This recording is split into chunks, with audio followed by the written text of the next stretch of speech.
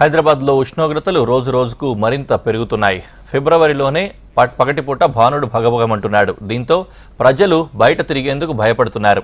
ఇక రాత్రి సమయంలో ఉక్కపోత పెరిగింది. ఏసీ, కూలర్లు, ఫ్యాన్ల వినియోగం పెరిగిపోయింది. ఇప్పుడే పరిస్థితి ఇలా ఉంటే నడి వేసవిలో ఎండలు ఇంకే స్థాయిలో ఉంటాయోనని ప్రజలు హడలిపోతున్నారు.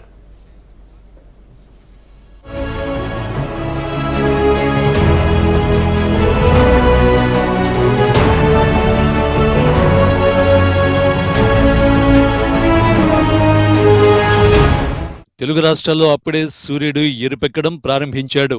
సాధారణంగా మార్చిలో మొదలయ్యే ఎండలు మేలో తీవ్రస్థాయికి చేరుకుంటాయి. కానీ ప్రస్తుతం ఇంకా శీతాకాలం ముగియనలేదు. వాతావరణం పూర్తిగా మారిపోయింది. పగటిపూట ఎండలు మండిపోతున్నాయి.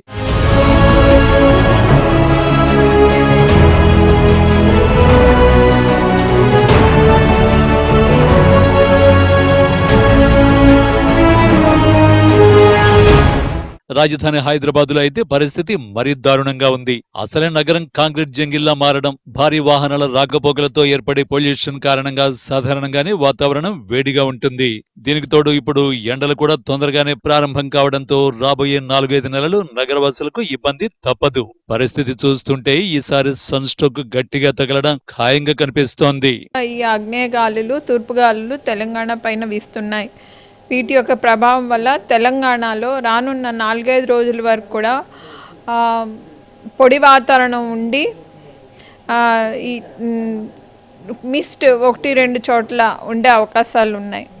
అయితే ఈ ఉష్ణోగ్రత వివరాలు చూసుకున్నట్లయితే పగటిపూట ఉష్ణోగ్రతలు ఎక్కువగా కూడా 30 డిగ్రీల సెల్సియస్ నుంచి 36 డిగ్రీల సెల్సియస్ మధ్యన, అట్లాగే కనిష్ట ఉష్ణోగ్రతలు 14 డిగ్రీల సెల్సియస్ నుంచి 20 డిగ్రీల సెల్సియస్ మధ్యన ఉండే అవకాశాలు కనిపిస్తున్నాయి.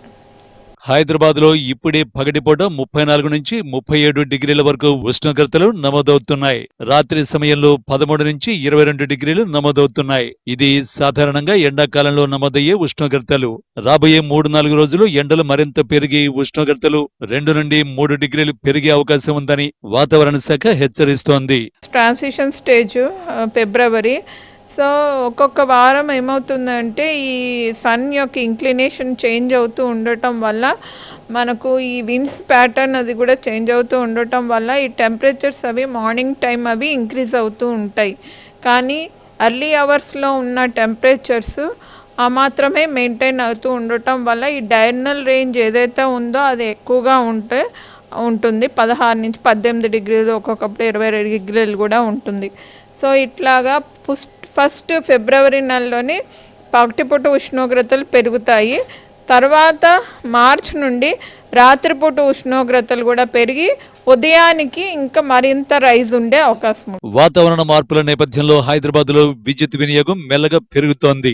ఎన్ని రోజులు ఏసీలు, కూలర్లు, ఫ్యాన్లు బంద్ ఉండేవి. దీంతో విద్యుత్ వినియోగం తక్కువగా ఉంది. కానీ ఇప్పుడు ఉష్ణోగ్రతలు పెరగడంతో వాటి వాడకం పెరిగింది. దీంతో విద్యుత్ వినియోగం పెరుగుతోంది. తెలంగాణలో ప్రస్తుత వాతావరణ పరిస్థితి ఎలా ఉందో విద్యుత్ వినియోగమే చెబుతోంది. వాతావరణ శాఖ హెచ్చరికల నేపథ్యంలో భానుడి ప్రతాపం నుంచి తప్పించుకోవడం కోసం ప్రజలు ముందస్తుగానే ఏర్పాట్లు చేసుకుంటున్నారు. మధ్యతరగతి వారు కూలర్లు ఉన్నోళ్లు ఏసీ షాపులకు క్యూ కడుతున్నారు.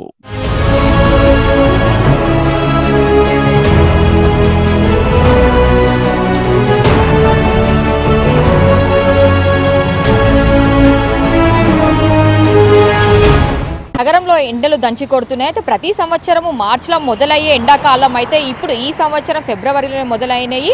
ఫిబ్రవరి 1 నుంచి చూసుకుంటే అయితే విపరీతమైన ఎండలు కొడుతున్నాయని చెప్పాలి. అయితే జనాలు బయటికి రావాలంటేనే ఎంతో భయపడాల్సిన పరిస్థితి కూడా కనిపిస్తుంది.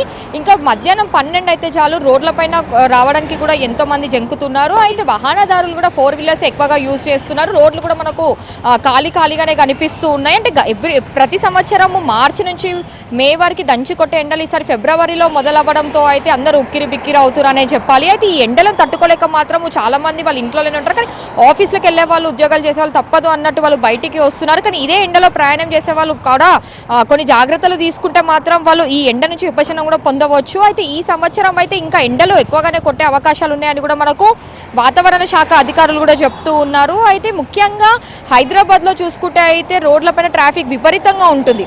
అలాంటిది ఇప్పుడు ఎండలు మొదలవ్వడంతో అయితే మనకు ట్రాఫిక్ సమస్య సమస్య కూడా కొంచెం మధ్యాహ్నం వేళలో చూసుకుంటే అయితే ఎక్కువగా లేదనే చెప్పాలి. అయితే ఈ ఎండాకాలం మొదలవ్వక ముందుకే జనాలు ఎంతో భయపడుతున్నారు. మరి ముఖ్యంగా చిన్నపిల్లల్ని కూడా బయటికి తీసుకురావడానికి ఎంతో మంది భయపడుతున్నారు. అయితే ఈ ఎండల ప్రభావంతో కూడా ఈ మధ్య ఎండాకాలంలో మనకు ఎక్కువగా చూస్తే హార్ట్ స్ట్రోక్ ఇలాంటివి వస్తుంటాయి. దానికి కారణంగా కూడా ఎవరైతే సీనియర్ సిటిజన్స్ ఉంటారో వాళ్ళు కూడా ఈ ఎండలకి బయట మనకు ఎక్కువగా కనిపించడం లేదనే చెప్పాలి. అయితే ఇప్పుడే ఎండలు ఇలా ఉంటే ఇంకా మేలో కూడా ఎక్కువగా ఉండే అవకాశం కూడా మనకు కనిపిస్తుంది. అయితే ఈ ఫిబ్రవరి ఫస్ట్ వారంలోనే ఇలా ఉంటే తర్వాత రాను రాత్రి వేళలో కూడా ఎక్కువగా ఉబ్బరం ఉంటుందని కూడా మనకు వాతావరణ శాఖ అధికారులు కూడా చెప్తున్నారు. అయితే ఎండలకి మాత్రం తగిన జాగ్రత్తలు తీసుకోవాలి. అయితే మార్చి నెల నుంచి ఇంకా కూడా ఎండలు విపరీతంగా ఉండే అవకాశాలు కూడా మనకు కనిపిస్తున్నాయి. వీడియో జర్నలిస్ట్ మల్లేష్తో సుప్రియ, HM TV, హైదరాబాద్.